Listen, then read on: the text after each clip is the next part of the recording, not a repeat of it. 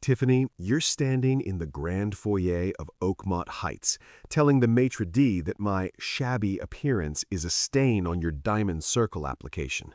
You're whispering about my 10-year-old Lexus and my faded cardigans, calling me a legacy anchor who's run dry. You want me to resign so you can pretend your new money has a pedigree. But here's the thing about Oakmont. We don't just look at your bank balance, we look at your character. And as the anonymous chairman of the membership committee, I've spent 30 years deciding who belongs in this room. You didn't just insult a broke grandpa, Tiffany. You just blacklisted yourself from the only world you ever cared about. Welcome back to Payback Logs. Grab your snacks, get comfortable, and remember, the people in these stories had every chance to behave themselves. They just chose wrong. Drop a comment and be sure to subscribe. You're gonna love it here. I am Arthur Sterling. To my neighbors, I'm the quiet widower who spends too much time pruning his hedges and driving a car that hasn't been on trend since the Great Recession. I wear wool sweaters with patched elbows, and I buy my coffee at the local diner instead of the $9 a cup bistro. In a world obsessed with the flex, I am invisible, and that is exactly how I like it. But inside the gates of Oakmont Heights Country Club, I am the ghost of the governors. I am the chairman of the membership committee. My family founded this club in 1922. I don't need a gold-plated membership card because my name is literally etched into the cornerstone of the clubhouse. I stay anonymous because true power doesn't need to shout, it only needs to listen. It was a Tuesday afternoon. I was sitting in a quiet corner of the club's veranda, reading a first-edition history book and enjoying a simple glass of iced tea. I was wearing my favorite corduroy trousers and a vest that's older than most of the staff. Suddenly, a shadow fell over my table. It smelled of expensive, aggressive perfume and desperate ambition. "Arthur, what on earth are you doing here on a Tuesday?" It was Tiffany, my daughter-in-law. She was dressed for a photo shoot, head-to-toe designer labels, a bag that cost more than a mid-sized sedan, and a smile that didn't reach her eyes. Behind her stood two women I recognized as the social gatekeepers of the local junior league. "I'm reading, Tiffany," I said, not looking up from my page. "The light is particularly good today." She leaned in, her voice a sharp, urgent hiss. "Arthur, look at you. That cardigan has a pill on the sleeve. You're sitting here in the main sightline of the Diamond Circle Lounge. Do you have any idea how it looks? I'm up for the Emerald to Diamond promotion this month.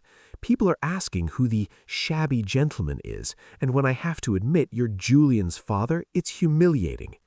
"Humiliating to be related to a man who enjoys a book?" I asked, finally meeting her gaze.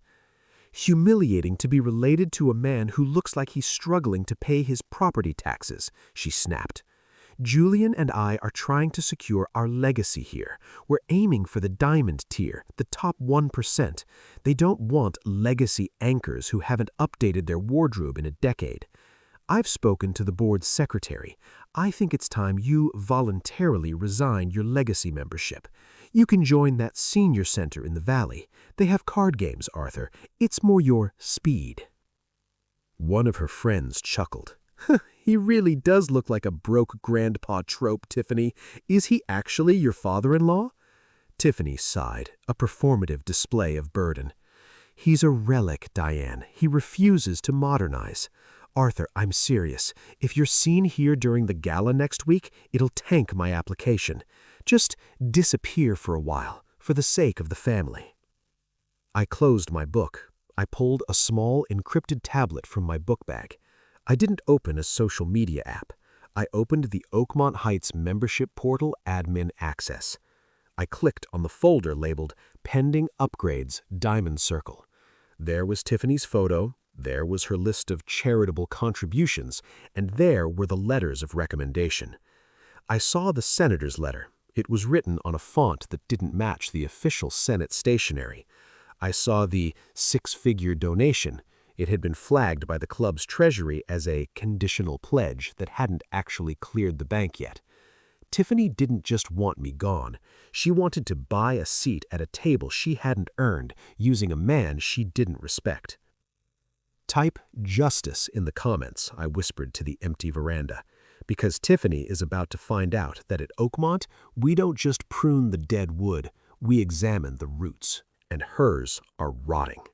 To catch a social climber, you don't fight them on the stairs, you grease the steps. 2 nights after the confrontation at the club, I invited Julian and Tiffany to my small, shabby cottage for dinner. I didn't serve the vintage Bordeaux I keep in the climate-controlled cellar behind the pantry. I served a $12 bottle of supermarket blend and a simple pot of stew. I wore my oldest sweater, the one with the fraying collar, and I made sure the thermostat was set 5 degrees lower than comfortable. "Arthur, it's freezing in here," Tiffany said, pulling her faux fur wrap tighter as she sat at my Formica kitchen table. She looked around the room with a mixture of pity and triumph. "Is the furnace acting up again, or are the utility bills getting a bit heavy this month?" "Everything is rising, Tiffany," I said, stirring the pot with a wooden spoon. "Taxes, insurance, the cost of living. It's a lot for a man on a fixed income to manage." Julian looked at me, a flash of genuine concern crossing his face. "Dad, if you're struggling, you should have said something. I can help with the—" "He doesn't need a handout, Julian," Tiffany interrupted, her voice sharp. "He needs to be realistic. That's why we're here. We've brought the resignation papers for Oakmont Heights. If you sign these tonight, we can stop the legacy dues from hitting your account next month. It'll save you $4,000 a year. That's a lot of stew, Arthur." She slid the manila folder across the table. It was the formal voluntary forfeiture of membership form. "But if I resign," I said, my voice trembling slightly for effect, "I won't be able to attend the Diamond Gala on Friday. I was hoping to see you get pinned, Tiffany. It's a big moment for the family." Tiffany laughed, a cold, brittle sound. "Arthur, let's be honest. You'd be a ghost at that feast. The diamond tier is about momentum. It's about people who are building the future, not clinging to the 1920s. We've already told the committee that you've been indisposed lately. If you show up looking like this, you'll make us look like we're hiding a secret poverty. We need our brand to be absolute." "Your brand?" I asked. "Exactly," she said, leaning forward. She began to brag, the classic mistake of the arrogant. "Our application is a work of art. I've listed our liquid assets at $5 million. I've got the bishop's personal cell phone on speed dial. And that clean water donation, it's going to be the lead story in the club monthly. We are the new face of Oakmont. You're just the fine print that needs to be deleted." I looked at the folder. I didn't sign it. Instead, I pulled out my phone and placed it on the table, screen down. It was recording every word. $5 million in liquid assets. That's impressive, Julian. I didn't realize the firm was doing that well. Julian shifted in his seat, his eyes avoiding mine. It's a projection, Dad. Tiffany handled the paperwork." "It's a fact," Tiffany corrected. "And on Friday night, when I walk across that stage, I'm going to be the youngest Diamond member in the history of the county. I don't want a broke grandpa in the gallery dragging down the aesthetic. Sign the papers, Julian. Let us move on." I stood up and moved to the sink. "I'll think about it, Tiffany. I'll bring my decision to the gala. I wouldn't want to miss the pinning for the world." "You aren't invited to the gallery, Arthur," she snapped, standing up. "The Diamond induction is for relevant members only." "I think you'll find," I said, turning to face her with a smile that finally reached my eyes, "that at Oakmont Heights, everyone is relevant when the chairman is in the room. Enjoy your stew. I have some auditing to do." As they walked out, I heard Tiffany whispering to Julian in the driveway. "He's senile, Julian. He thinks he's going to a party he's been uninvited from. Tomorrow, I'm calling the secretary and telling him he's lost his mental faculty. We'll have him removed by security if we have to." I went back to my study. I opened the tablet and looked at the Diamond application again. I didn't just look at the numbers, I looked at the source of funds. Tiffany had borrowed the $5 million liquidity statement from a temporary bridge loan with a 14% interest rate, meant to be repaid 48 hours after the audit was complete. It was a flash cash scam designed to trick the committee into thinking she was wealthy enough for the tier. "Type justice in the comments," I whispered. "The open loop now a documented case of financial fraud. Because Tiffany thinks she's climbing a ladder, she doesn't realize I'm the one who owns the wall." Thursday night at Oakmont Heights is usually the quiet before the storm. The staff is polishing the silver for the gala, and the aspirants are at home, practicing their acceptance speeches in front of the mirror. I didn't go to the veranda. I used the service elevator in the back of the kitchens, the one that requires a master key that hasn't been changed in 30 years. I took it to the 3rd floor, to the executive archives. This is where the club keeps the shadow ledger. Every high-end country club has one. It's not just about who paid their dues, it's about the ethics and conduct audit.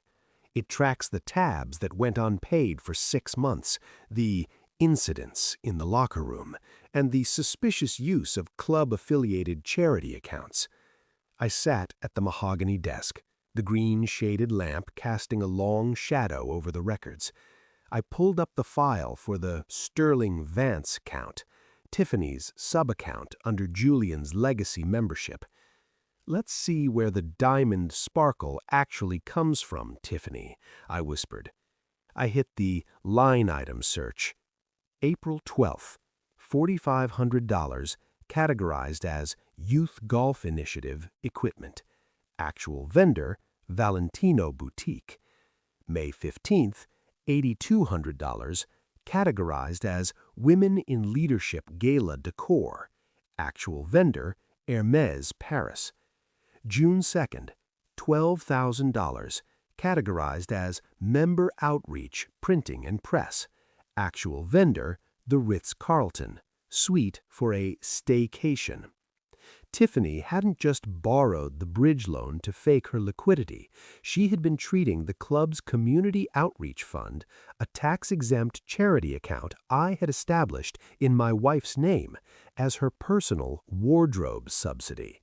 She was a diamond aspirant who was literally stealing from the club to look like she belonged in the club. I opened the letters of recommendation again. I looked at the letter from Bishop Thomas. I knew the bishop. We played chess every 3rd Sunday. I called him on his private line. "Thomas, it's Arthur. I'm looking at a letter you allegedly wrote for a Tiffany Sterling. It says she's the pillar of the parish and that you personally oversaw her $50,000 donation to the cathedral roof fund." There was a long pause. "Arthur? I haven't seen Tiffany Sterling in 3 years. The last time she was in the cathedral, she complained that the incense was too pungent and tried to expense a dry cleaning bill to the rectory. I haven't written a letter for her, and the roof fund is still $50,000 short." "Thank you, Thomas. That's all I needed to know." I hung up. I felt the ghost gavel in my chest start to swing.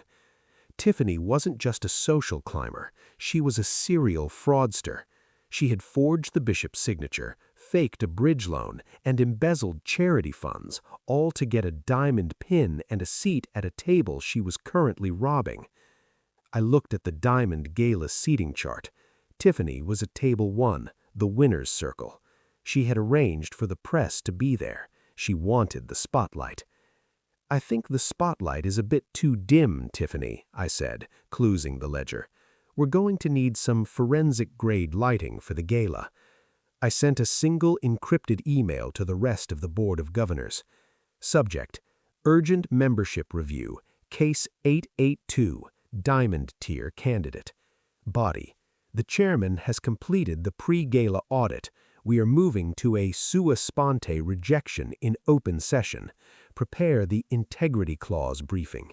See you at the gala. Wear your formal robes.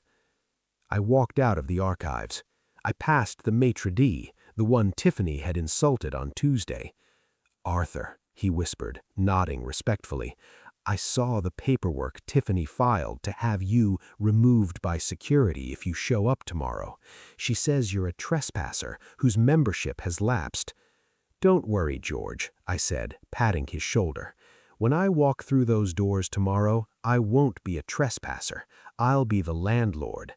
Make sure you have the extra-large trash bin ready by the stage. We're going to be clearing out some dead wood." "Type justice in the comments," I whispered as I stepped into the cool night air. Tiffany wanted to modernize the club. She's about to find out that the old guard doesn't retire, it just waits for the right moment to strike. The night before the gala, the air was thick with the scent of mown grass and impending ruin. I didn't go to the club. I went to the small, sterile office Julian keeps in the city. He was there late, the lights dimmed, staring at a spreadsheet that clearly wasn't adding up. He looked like a man who was drowning in a glass of champagne. "Dad?" Julian stood up, startled. "What are you doing here? Tiffany said you were staying at the clinic this weekend. She said you needed rest before the move." I walked to his desk and placed a single blue-backed legal folder on the glass. I didn't sit. In the fraud squad, you stay on your feet when you're delivering a target letter. "I'm not at a clinic, Julian," I said, my voice dropping into the chairman's register, low, resonant, and absolute.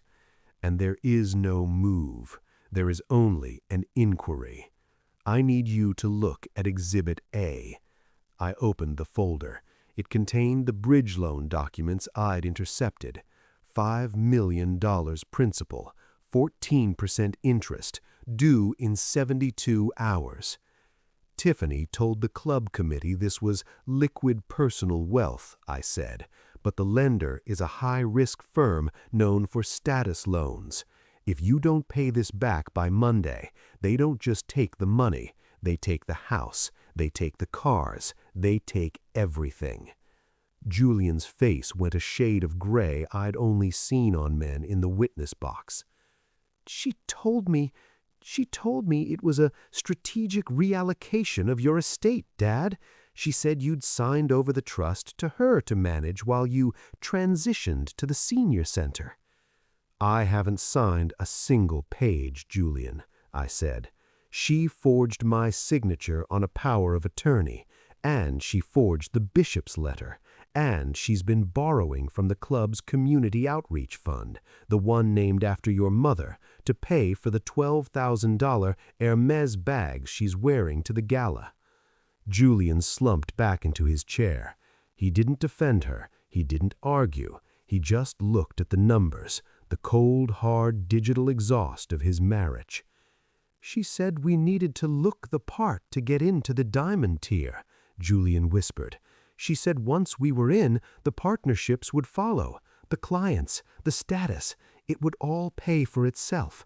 I didn't know she was stealing from Mom's charity, Dad. I swear to you." "I believe you, Julian, because you're a sterling. You're many things, but you aren't a thief. But Tiffany, she's a social parasite. She's hollowed out your bank account and your reputation to buy a pin that she's going to wear for exactly 10 minutes before the board strips it off her." "What do I do?" Julian looked up, his eyes glassy. "She's already got the dress. She's invited the press. She's told everyone we're the new royalty of Oakmont." "You have two choices, son," I said, leaning over the desk. "Choice A, you go to that gala tonight, you stand by her, and you go down with the ship when I read the ethics revocation from the stage. You'll be blacklisted from every firm in the state. You'll be bankrupt by Tuesday. And choice B? You hand me your membership card now," I said, holding out my hand. "You sign a voluntary confession of unintentional negligence. You cooperate with the club's audit. You move back into the guest house on my estate, and you let me handle the public relations of Tiffany's exit." Julian looked at his wallet. He looked at the photo of Tiffany on his desk, the one where she was wearing the community outreach necklace. He pulled out his Oakmont Heights card. It was gold embossed. It was his pride. He slid it across the desk to me. "She's not going to stop, Dad. She thinks she's untouchable because she's the new face of the club." "She's about to find out," I said, pocketing the card, "that the old guard doesn't just hold the keys. We own the locks. Go home, Julian. Pack a bag. Don't tell her where you're going. I'll see you in the shadow box tonight." I walked out of the office. I felt the ghost gavel hit the palm of my hand. "Type justice in the comments," I whispered to the city skyline, because when a man bets his family's honor on a fake diamond, he loses the right to wear the ring. Tonight, we're doing a live refinement of the membership rolls. Friday evening, the Sterling mansion was a tomb. Julian had cleared out his essentials in under 20 minutes, a single suitcase containing his real life, leaving behind the designer suits and the status watches that were still on a payment plan. He was already at my guest house, sitting in the dark, watching the security feed of his own front door. I was in my study, watching the other end. Tiffany was standing in their foyer, draped in a $15,000 emerald silk gown that I knew for a fact was currently flagged as unpaid merchandise at the boutique downtown. She was screaming into her phone, her voice hitting a frequency that probably shattered the fine crystal she'd bought on credit. "Julian, where are you? The car is out front. The photographer from Society Monthly is already at the club gates. You cannot do this to me tonight. This is the diamond induction. My life starts at 8 p.m. She waited. No answer. She called again, straight to voicemail. I watched her face through the hidden doorbell camera.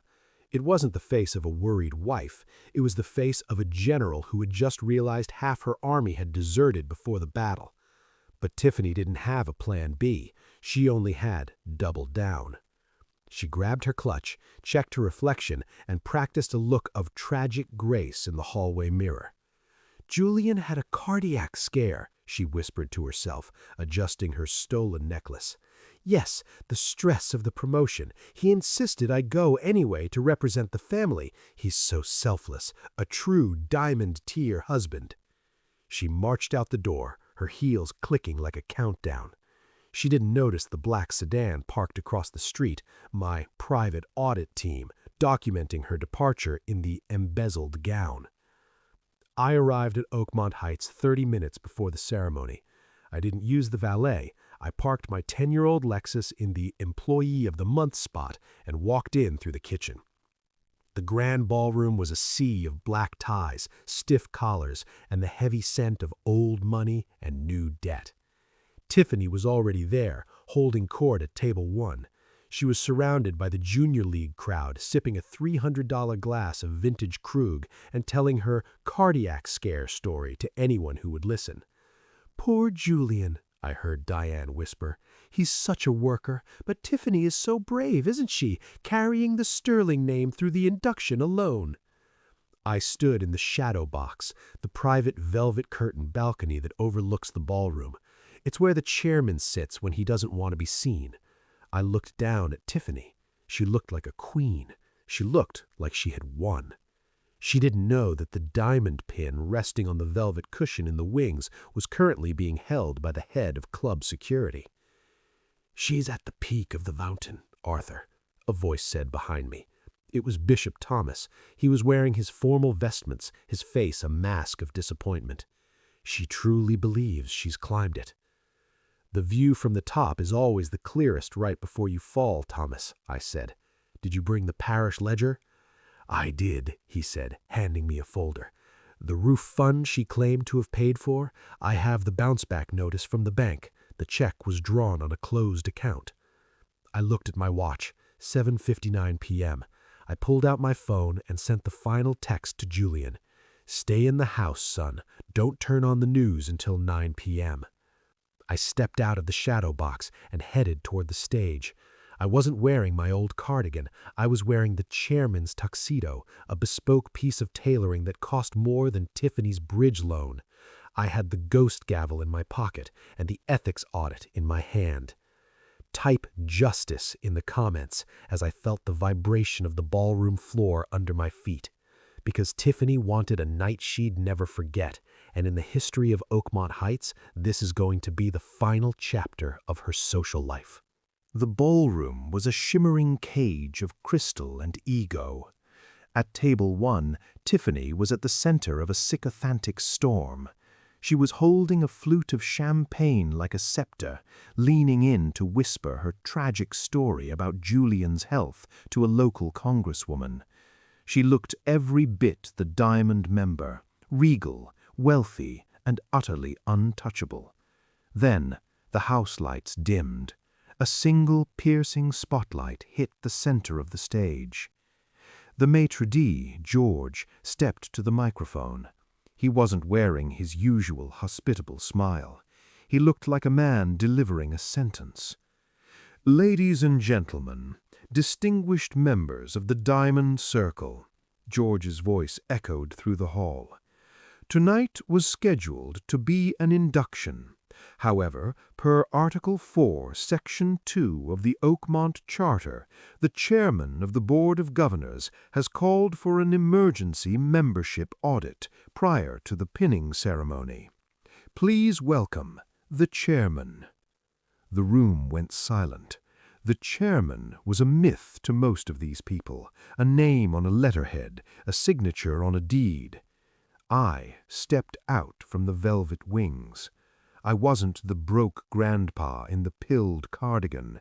I was wearing a midnight blue wool and silk tuxedo, my family's crest pinned to my lapel. My posture was the sterling steel, and my eyes were fixed directly at table 1.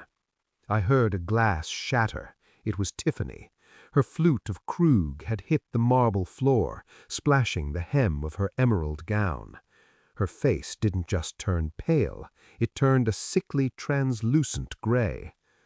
"Arthur?" she whispered, the word carrying across the silent room like a gunshot. I reached the podium. I didn't look at the notes. I looked at her. "Good evening, Oakmont," I said. My voice was the gavel of the governors, heavy, resonant, and final. "Many of you know me as Arthur. Some of you, like my daughter-in-law, Tiffany, know me as a legacy anchor, a shabby relic who needs to be pruned for the sake of the Diamond brand." A collective gasp rippled through the junior league tables. Tiffany tried to stand, her chair screeching against the floor. "Arthur, stop!" she hissed, trying to force a laugh for the benefit of the congresswoman. He's had a lapse. He's confused. Someone call security." "Security is already here, Tiffany," I said, gesturing to the 4 men in dark suits standing at the exits. "But they aren't here for me. They're here for the audit." I opened the leather binder on the lectern. Tiffany Sterling applied for the Diamond tier based on 3 pillars: financial liquidity, charitable integrity, and moral standing. Tonight, the board has found all 3 pillars to be constructed of nothing but social perjury. Exhibit A, the $5 million liquidity statement. Our forensic team has traced this to a status loan from a predatory lender designed to be returned Monday morning. It is a financial fiction. Exhibit B, the clean water donation. The funds were diverted from the Eleanor Sterling outreach account. Tiffany didn't donate money. She embezzled it to pay for the very dress she is wearing tonight. The room was so quiet you could hear the hum of the air conditioning. Tiffany was frozen, her hand clutching the back of her chair so hard the wood groaned. "And finally," I said, leaning into the microphone, "the moral standing. We have confirmed that the letters of recommendation from the bishop and senator were forged. Tiffany Sterling didn't just want to join this circle, she wanted to steal a seat at it." I pulled the ghost gavel from my pocket and set it on the wood. Crack. "Tiffany," I said, My voice dropped to a whisper that filled every corner of the room. You wanted me to voluntarily resign so I wouldn't embarrass your brand. But as chairman, I've decided on a different modernization project. Your membership is not being upgraded. It is being revoked permanently. "You can't do this!" Tiffany screamed, the tragic grace mask finally shattering into a jagged mess of rage. "Arthur, you're ruining Julian's life!" "Julian surrendered his card to me last night, Tiffany. He's already moved out. He chose the family. You chose the dress. And tonight, the dress is all you have left." "Type justice in the comments," I whispered to the stunned gallery. "Because at Oakmont, we don't just prune the dead wood, we burn it." The grand ballroom of Oakmont Heights had seen scandals before: extramarital affairs, tax evasion, even a duel in 1954, but it had never seen a total public excommunication. Tiffany stood in the center of the floor, the spotlight still burning into her emerald silk. She looked like a butterfly pinned to a board. The congresswoman at her table had already shifted her chair 6 inches away, a silent social distancing that was more brutal than any physical blow. "You're lying!" Tiffany screamed, her voice cracking. The polished diamond persona finally shattered into jagged, hysterical shards. "You're an old man! You're jealous because we're the new power! Julian! Julian, tell them!" She spun around, searching for her husband, but Julian's seat was empty. The only thing left at his place setting was a folded white napkin and a bitter realization. "Julian isn't here, Tiffany," I said, my voice cutting through her panic like a cold wind. "He's currently at my estate, signing the affidavit of cooperation. He's decided that the Sterling brand is about integrity, not a bridge loan from a shark." I signaled to George. The massive drop-down screen behind the stage hummed to life. "Since you've accused me of lying, let's look at the receipts," I said. The screen flickered, showing the internal audit of the Community Outreach Fund. The red highlights were impossible to miss.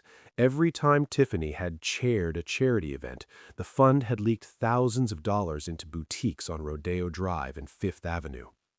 "That dress you're wearing, Tiffany, it was bought with money meant for the Youth Literacy Initiative," I said, the ghost gavel heavy in my hand. "That necklace, it was supposed to be a new roof for the cathedral. You didn't just climb the social ladder, you stripped the wood from the house to build it." The room erupted in a low, furious murmur. These were the people Tiffany had been trying to impress, the very people she had been stealing from under the guise of high society philanthropy. Suddenly, the heavy oak doors at the back of the ballroom swung open. 2 men in cheap, ill-fitting suits walked in. They didn't look like Oakmont members. They looked like the kind of men who break things for a living. "Mrs. Sterling," one of them shouted, ignoring the security guards, "we are from Vanguard Liquidity. The 48-hour status loan window has been closed due to a material breach of contract. We're here to take possession of the collateral. Start with the car and the jewelry." Tiffany's hand flew to her neck, clutching the stolen pearls. She looked at the debt collectors, then at the Board of Governors, then at me. There was nowhere left to run. "Security," I said, nodding to the 4 guards. "Please escort Mrs. Sterling to the powder room to remove all club-affiliated property, including that dress if it was bought with outreach funds, and then escort her to the gate.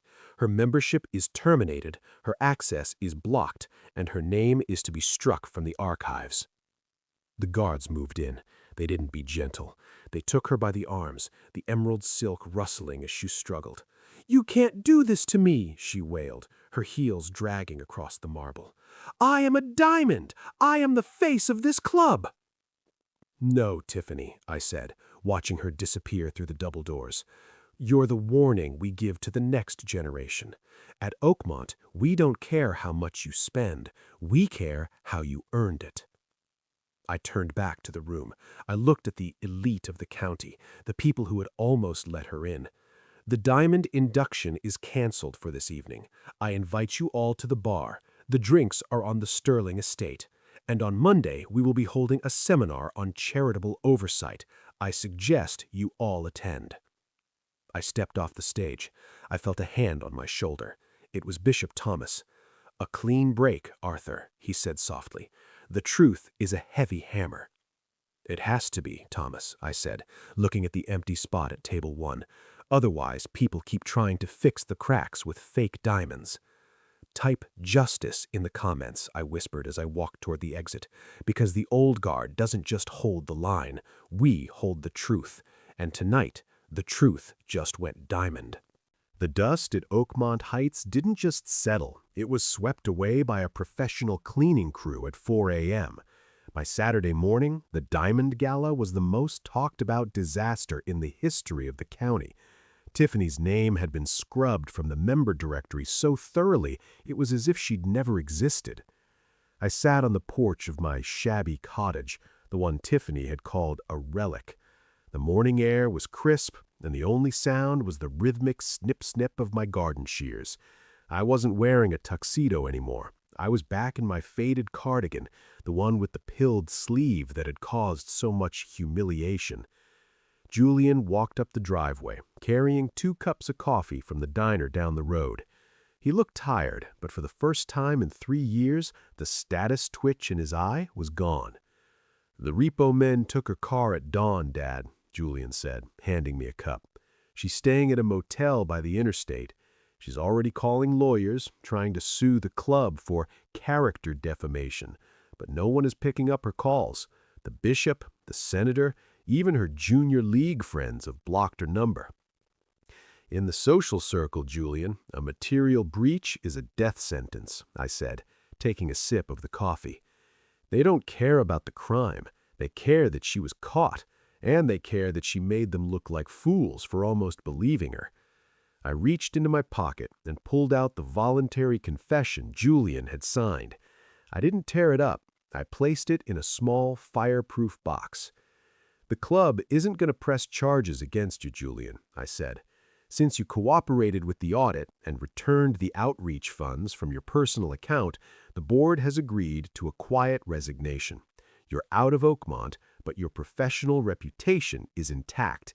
You can start over, somewhere where the diamond tier doesn't exist." "That," I said, "is the first diamond thought you've had in a decade." I walked into my study and opened the chairman's ledger for the last time. I scrolled to the bottom of the membership revocation list. Name, Tiffany Sterling, Vance. Reason, Article 4, Section 2, social fraud and embezzlement. Status, permanent blacklist. All associated privileges, void. I closed the laptop. I looked at the wall where my family's portraits hung, men and women who had built this town with calloused hands and quiet integrity. They didn't need emerald gowns or bridge loans. They just needed their word. Tiffany thought I was a broke grandpa because I didn't play the game. She didn't realize that I was the one who invented the game, and I had retired because I was tired of winning it. "Julian," I called out, "the hedges need a heavy trim. And after that, I think we should go to the diner. I hear they have a special on stew." Julian laughed, a real deep-chested laugh. "I'd like that, Dad." I stood at the edge of my property, looking at the gates of Oakmont Heights in the distance. The elite were in there right now, whispering about the scandal, terrified that the chairman might look at their ledgers next. "Type justice in the comments," I whispered to the wind, the open loop finally and forever sealed. Because at the end of the day, a broke grandpa with a clean conscience is wealthier than a diamond member with a stolen ring. The audit is complete, and the house is finally clean. If you liked this story, join our community by hitting that like button and subscribing for more real, raw, and family-centered stories. And as always, thank you for being a part of this sphere.